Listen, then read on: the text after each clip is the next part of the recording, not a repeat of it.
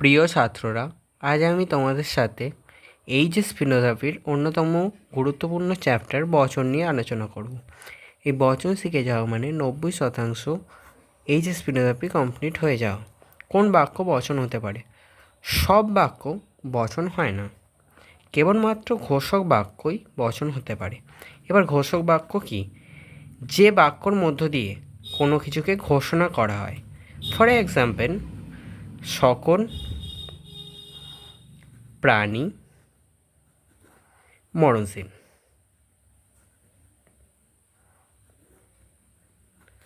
সকল প্রাণী কি মরণশীল, অর্থাৎ এটি ঘোষণা করা হচ্ছে। এরকম বাক্যগুলি বচন হয়ে থাকে। বচন মূলত দু প্রকার: নিরপেক্ষ বচন, সাপেক্ষ বচন। নিরপেক্ষ বচনকে দুটি ভাগে ভাগ করা যায়: সার্বিক ও সামান্য এবং বিশেষ।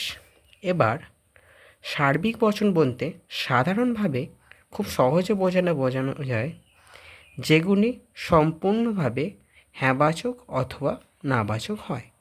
যেমন এ, ই।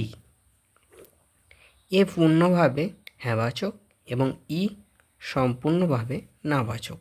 ওকে। আর বিশেষ বচন বলতে বোঝানো হয় যেগুলি আংশিক বা অর্ধেক হ্যাঁবাচক এবং নাবাচক, যেমন আই এবং ও। তো বচন কয় প্রকার হয়? এ, ই, আই, ও। ওকে। পরবর্তী দিনে আরও বেশি ডিসকাশনের জন্য আমাদের চ্যানেলটিকে সাবস্ক্রাইব করুন।